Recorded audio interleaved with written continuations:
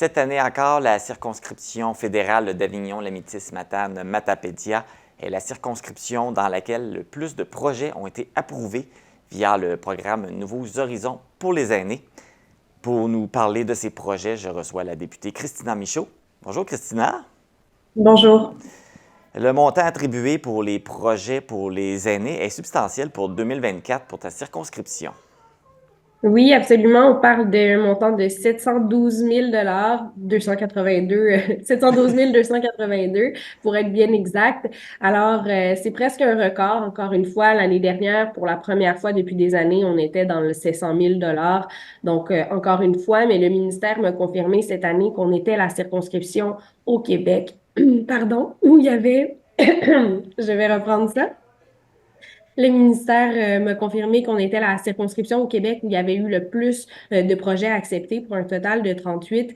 Donc, c'est vraiment une fierté. On est bien content de ça. On sait qu'on a une population vieillissante dans la circonscription. Donc, d'avoir le plus d'activités possibles pour les aînés, pour les garder actifs, c'est vraiment génial. Donc, on est très content.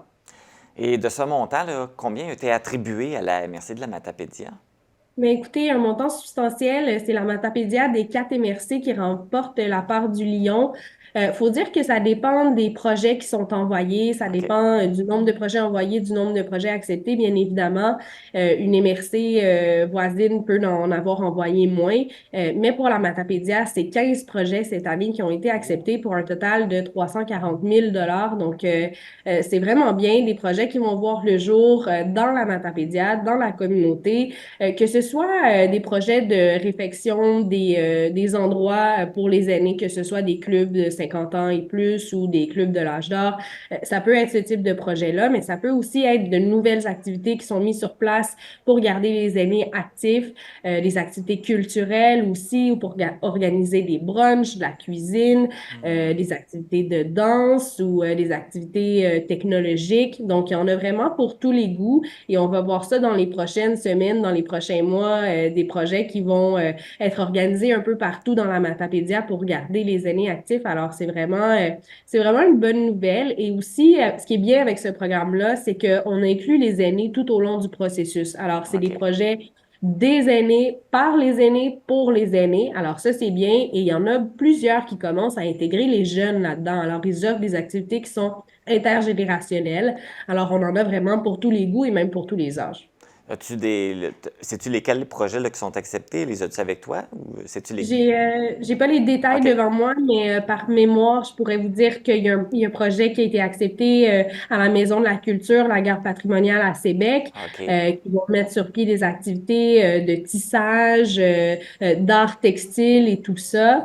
Il y en a à Cause-Abscal aussi. Je pourrais peut-être vous donner plus de détails quand je l'aurai devant moi, mais il y a des belles activités qui seront certainement organisées. Puis, on en a vu dans les dernières années aussi. On ne sait pas des fois nécessairement que ça vient du programme Nouveaux Horizons pour les aînés, mais par exemple, le projet de jardin communautaire à Oui, c'est Valbriand, vrai. c'en est un exemple. Alors, il y a plein d'exemples comme ça qui ont vu le jour à travers les années et qui fait en sorte que notre communauté a plein de belles choses à offrir aux gens, que ce soit justement pour les aînés, mais aussi pour tous les âges, là. Et c'est quoi les critères pour qu'un projet, justement, soit accepté? Mais il y en a quelques-uns, pardon, mais il faut vraiment prouver que ça peut avoir un effet OK. bénéfique sur les aînés. Évidemment, comme je le disais, on a une population qui est vieillissante dans le Bas-Saint-Laurent, dans la Matapédia. Alors, c'est pas rare que nos organisations bénévoles, il y a déjà des aînés qui sont dans ces organisations-là. Alors, déjà, pour avoir un aîné qui pousse le projet, ça, c'est assez facile chez nous. Puis que ça peut bénéficier aux aînés, ben c'est assez facile aussi d'avoir des activités culturelles dansantes ou physiques ou technologiques. Ben c'est sûr qu'on va chercher les aînés. Alors ça c'est des certains critères, évidemment les critères principaux si vous voulez.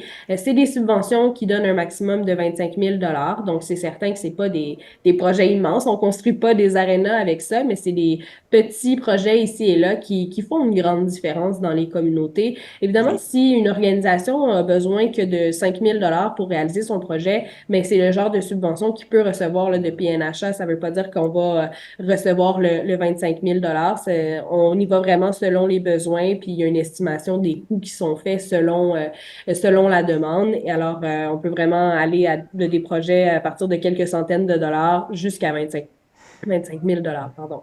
Et là, les projets qui ont été subventionnés, les personnes qui s'en occupent ont combien de temps pour réaliser le projet?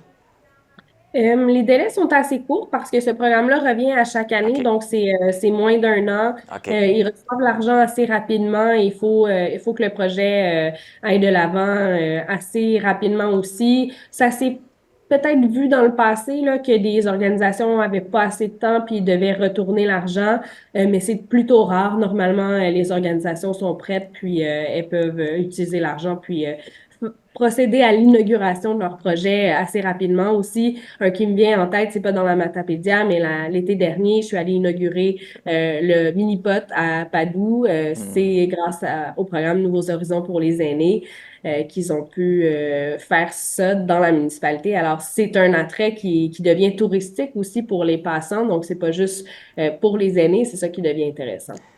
Donc, on va avoir plein de nouveautés là, dans la prochaine année, dans les prochains mois. Donc, on va pouvoir inaugurer plein de belles choses. Absolument. Christina Michaud, merci beaucoup de nous transmettre encore ces belles nouvelles et tout le travail que tu fais pour nous également. Ben, merci beaucoup.